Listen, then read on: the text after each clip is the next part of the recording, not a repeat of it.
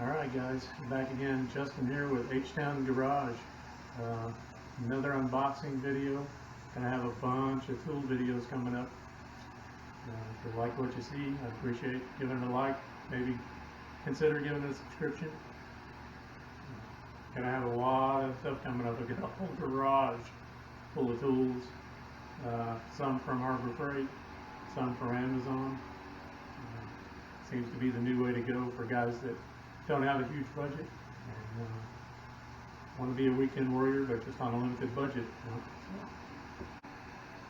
So today, Amazon nice enough to ship me a new toy.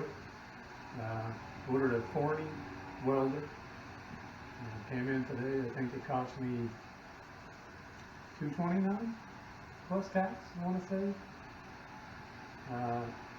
Disclaimer right off the bat, not a welder, literally never welded in my life. And so the first thing you're probably thinking is, why is this guy making a video about a welder? Because I was on YouTube looking for people just like me, trying to find a decent review of whatever I may be interested in. Wasn't sure which welder I wanted, thought about going with the titanium Harbor Freight, titanium 125.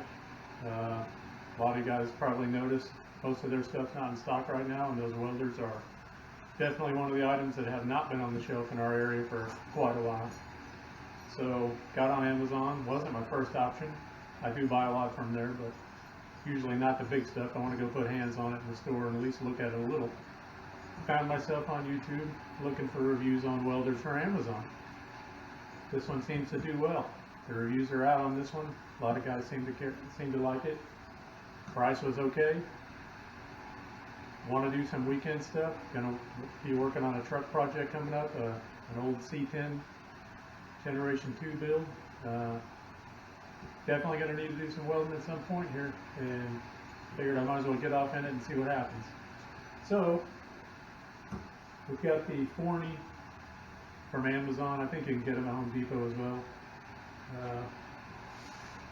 This one is the Weld140 FCI. It's flux core only, gasless. Like I said, the reviews are okay on it. Several guys were pretty happy with it. I also ordered a few things to go with it. Seems to me, just based on the research I've done, that the flux core welders are notorious for putting out a lot of smoke. They gotta have some ventilation, and then the other thing, which I'm hoping to maybe nip in the bud a little, is all the mess it makes on the welds. This is anti-spatter tip gel, so you just dip the nozzle of your welder in this before you hit it, and it's supposed to keep the spatter down. Got this on Amazon too. Also ordered some 030 flux core wire from Amazon. This is called INE, or INE, I-N-E. It's 030 flux core. It's a 2-pound roll.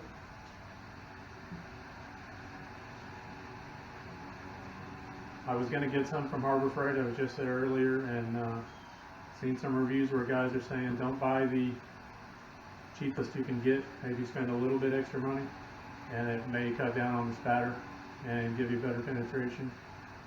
Like I said, I'm full disclaimer, I'm not a welder. This is my first time with the rodeo. So I'm hoping to just provide some information to somebody like me that's maybe thinking about getting into it. Pros and cons, is it worth it? That's what these videos are going to be all about, guys. Trying to pull this thing off on a budget, do what I need to get done, not break the bank, but also hopefully have a piece of equipment I can depend on for at least a little while. I don't want something that's a throwaway right off the bat. So here lately it seems like you never know what you're going to get until you dig into it. So like I said, I was on YouTube doing some reviews, and this guy seemed to keep popping up, so I thought I'd give him a chance. So we're going to do a little unboxing in the first part of the video here, see what all it comes with. I also ordered a hood from Amazon. Won't be here for another couple of days, so I'll probably split this video into two. The second part being the actual attempt at the weld. But right now we're just going to do an unboxing. Forney Easy Weld 140 FCI.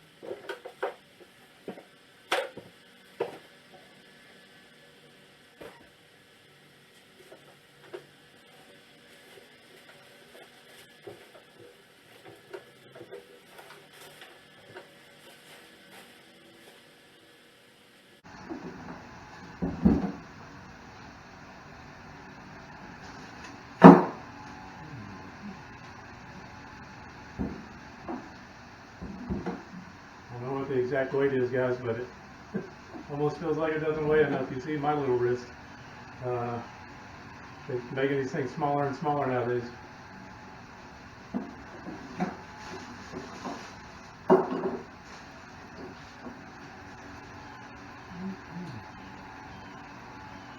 Seems like a pretty decent ground clamp for the money I paid. I know they definitely make better ones, but it feels pretty stout.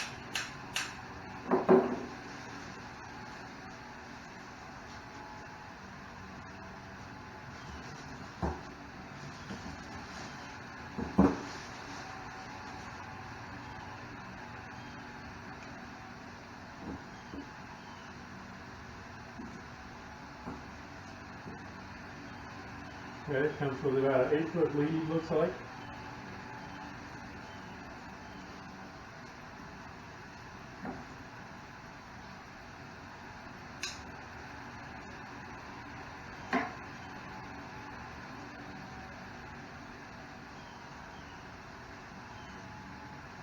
So, right off the bat, we'll talk about this. You guys chime in on the comments, correct me if I'm wrong here, but I believe, from the research I've done, again, first time at the rodeo, just getting into this, is this is a MIG tip. Okay, it's supposed to shield the gas coming down to protect the weld. We're gasless. Supposedly we don't need this, it's just in the way. Matter of fact, supposedly you can do it completely without the tip, but then they make these little flux core tips. Got these on Amazon as well. 2-pack was like 12 bucks.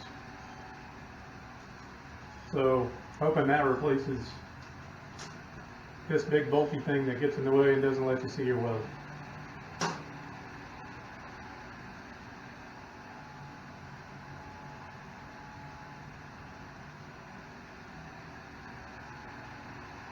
I mean, it's plastic and rubber, guys. It's the best the Chinese have to offer. But for the price, I really couldn't pass it up. The reviews really are pretty good on Amazon. There's quite a few of them.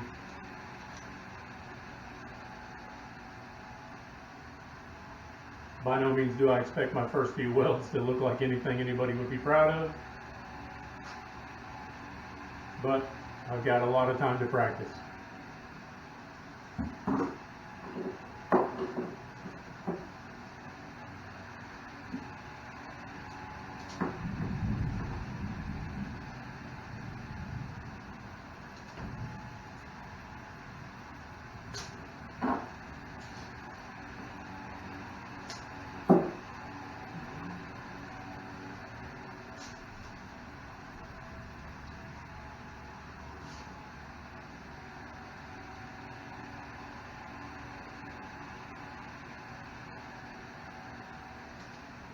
Alright, so here's the next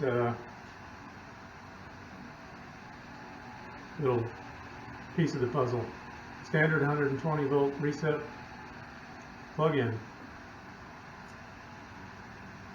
Also comes with 230 style. Supposedly, if you got a 20 amp breaker, should be good to go as long as nothing else, no other big loads are on that breaker. You should be fine from what I've seen. Of course, I'll report back on that once I actually test the theory.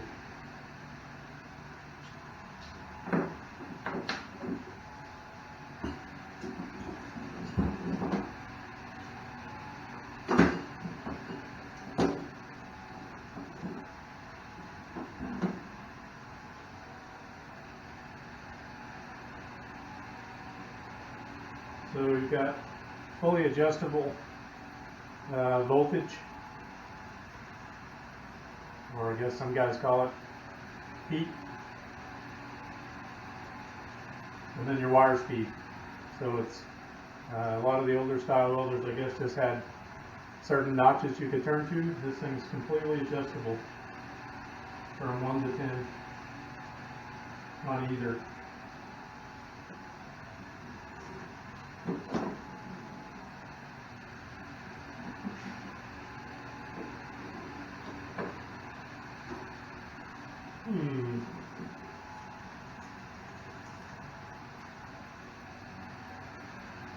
Comes with one extra tip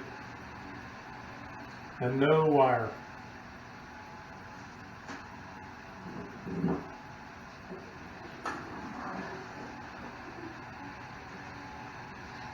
So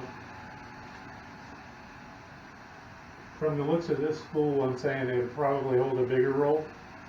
Like I said, I've got the 2-pound roll, so I think this actually comes off and then it goes right on the spindle.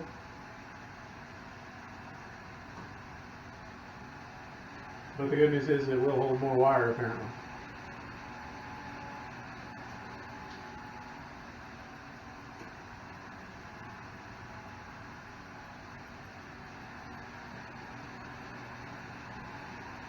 It's got a little chart.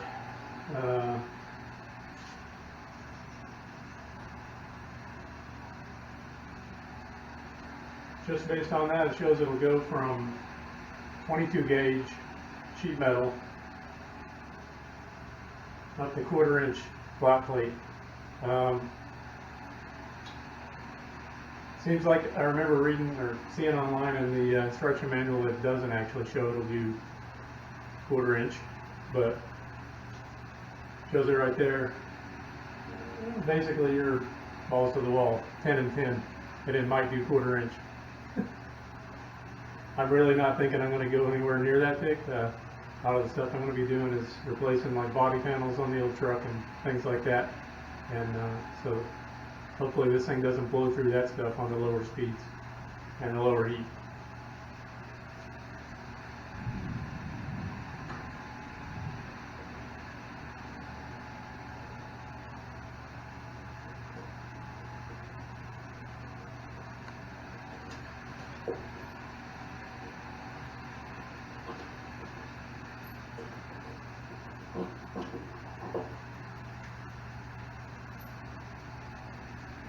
And again, I think that's just for the bigger spool. I don't remember if it's a 5-pound or a 10-pound, but if I like it, I'll probably buy the bigger spool just for the convenience of it. That's kind of handy. For the time being, we'll go with what we got.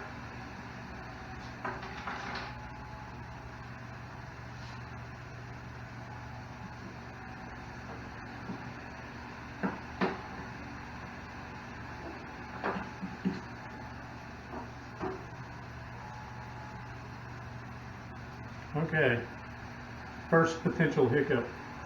It's got a 6-foot power cable. And from what I'm seeing, obviously, unless you've got a monster extension cord, you really don't want to do that. You want to go straight to the reset, straight to your source, which I'm fairly close. I mean, it's a couple of feet. It's right behind the camera, but yeah, if I'm going to plug this in and feed wire to it, whew, I mean, that's what you got. 6 feet.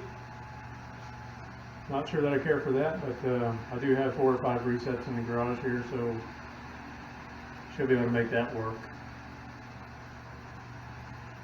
If not, I've got access to a couple of the father-in-law's monster, like 8 gauge and 10 gauge extension cords. So, and again, I think if you do use one, you probably want to still keep it as short as you can, even though you got some bigger gauge wire. Again, not a professional, not even close, haven't even done this before. Just trying to give you guys some advice that I've heard and from the research I've done. Man, there's a lot of stuff on YouTube, and then there's a lot of great stuff in the reviews on the different websites, whether you're talking about Harbor Freight or Amazon. You can learn a lot from those guys that have been down this road already, which I'm all about, you know. Not trying to be ugly about it, but let somebody else make the mistakes and then let me come in and do the research afterwards. So that's kind of how I try to do most of what I do out here. So hopefully this will help you guys that are thinking about going down the same road.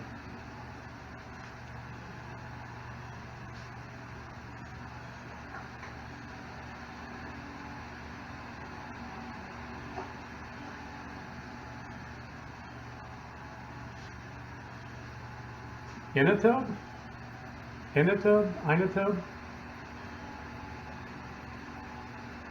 It's got great reviews. It's one of the best-selling ones on Amazon.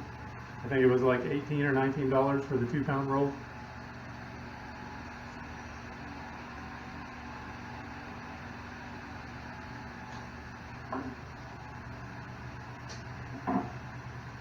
And by the way, guys, you know, I do order some of my tools from Amazon, and I do get a lot of my other stuff from Harbor Freight, but obviously there's got to be 100 different types of wire out there. So if you could chime in and let me know what your experiences are on anything that's flux core, I'd really appreciate it, because I'm just getting into this.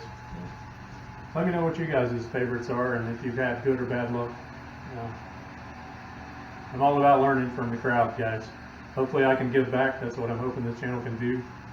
I know there's a lot of guys that are doing this, but I'd like to take the knowledge I've gained and give back a little if I can, and at the same time I love hearing from people in the comments about the stuff they liked or not liked. I'm open to criticism. Thick skin around here, folks.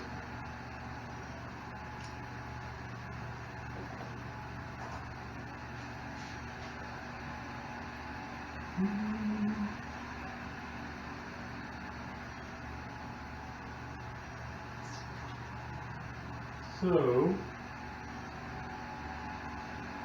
one thing I didn't show you was, seems to have a fairly well protected power switch. It's got a little rubber boot over the top of it. Built-in fan. I mean, you know, it's it's not rocket surgery, as they say, but the new technology on these inverter welders seems to be pretty incredible. You know, guys used to lug around a welder 4 times this size just to do basic stuff, and I'm not saying this thing's going to cover every base, but I think for what I need, it'll probably work just fine.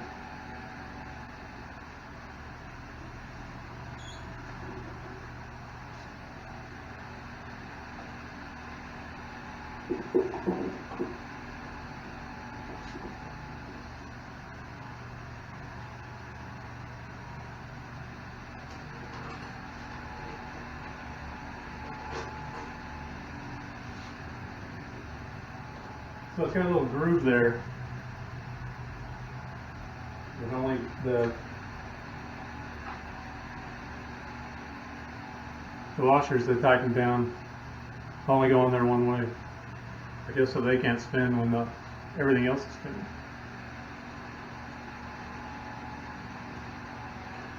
So one washer, and then the spring, and then the second washer, and then the wing nut.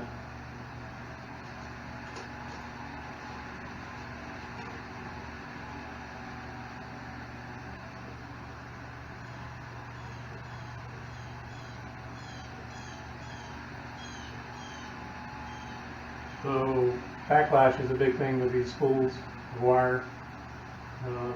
supposedly you want to have, once you feed it in and it starts to come through and then you stop the feed, it's supposed to have just enough tension to keep it from backlashing, but you don't want your wire to be tight. It should have a little slack, but just not backlash. Let's see if we can get it to that point here. Let's try to feed this in.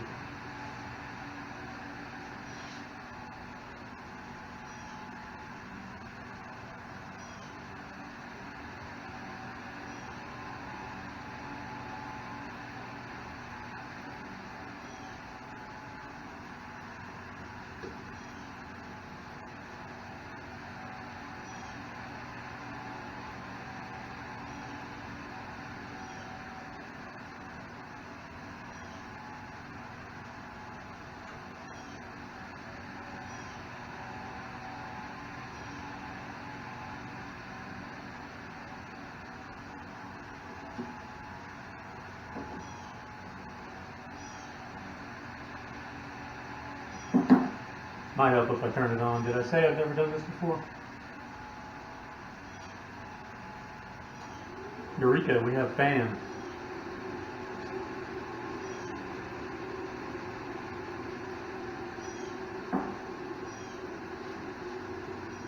Hey.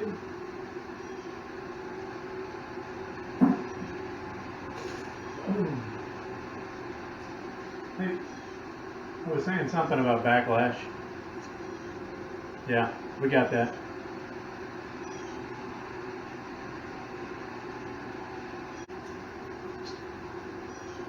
And this is what you get for being a newbie.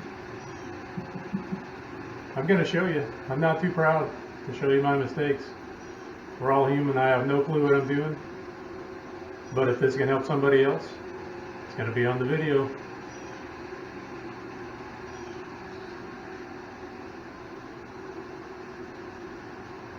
So what I'm thinking is, I believe there's two sizes. I think this thing can run 030 or 035, and you got to flip the roller, and I think maybe that's what the problem is.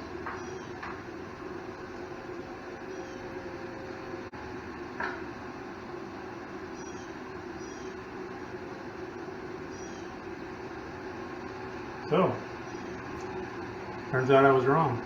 The side facing out, which I was trying to feed into, was 030. The back side's 035. So this is not the problem, and I have no reason to give myself a backlash on the wire. Live and learn, folks. Again, not too proud to show you my mistakes. Don't act like you haven't been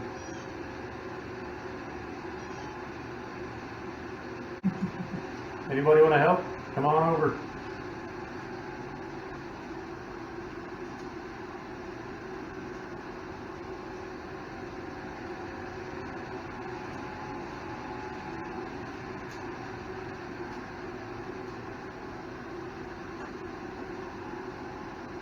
Alright, so I'm guessing you're not going to want to sit through this. I'll be back in a minute. Let me get it sorted out. Let me get it feeding wire. We'll move on.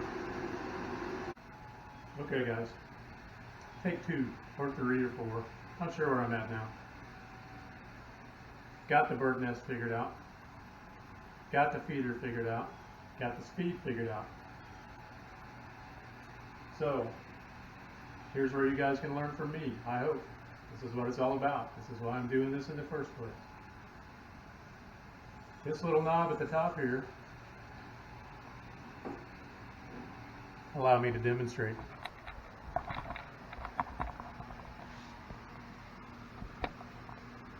This little knob controls the tension on the roller.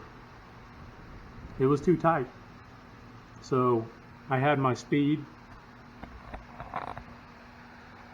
all the way down on 0 or 1. I'm sorry. I had it on 1 because I didn't want to get my fingers caught in this roller as it was on 10, right? So on 1, the tension was too tight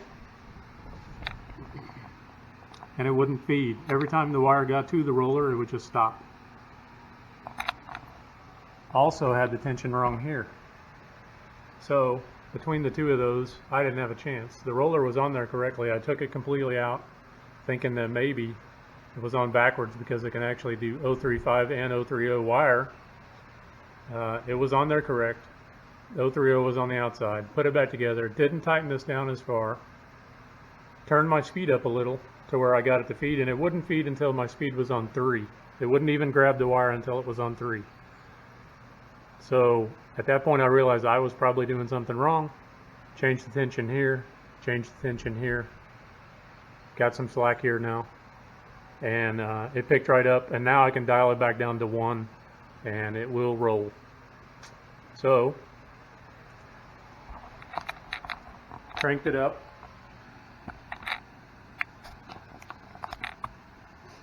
Cranked it up to 10. Rolled it on through. Changed out the tip. So again, MIG tip. Shielding tip for gas. Don't need it. I mean, you're looking at, it would have covered up the entire wire, guys, leaving that on there, which I know a lot of guys are still doing it that way because maybe that's what they're used to, but since I've never done this, I don't see why. I mean, I want to see as close to the edge as I can get. To me, I got bad eyes anyway. So, changed out the tip to a flux core tip. Amazon 2-pack, $12.99.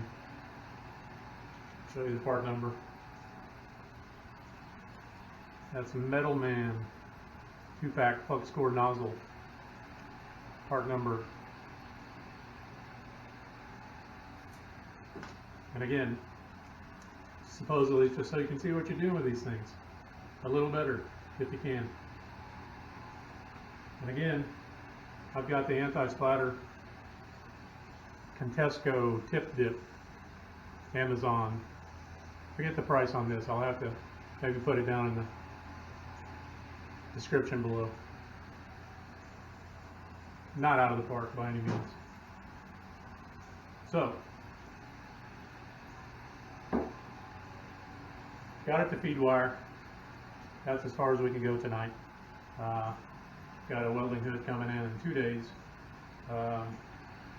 Definitely don't want to finish the video without giving you guys a review of the actual welds. So I'll probably get the hood in, make a few passes.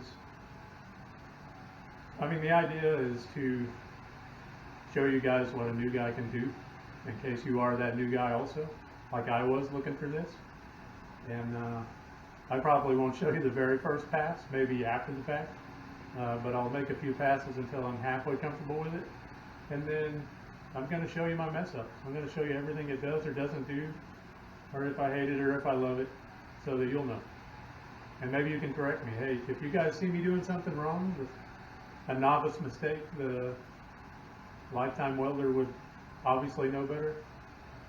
Chime in, guys. I got thick skin. I want to learn. You know, I mean, I'm fine with criticism. So we need to learn from each other. That's what it's all about. That's why I'm doing this in the first place. So anyway, guys, if you like what you see, hit that like button.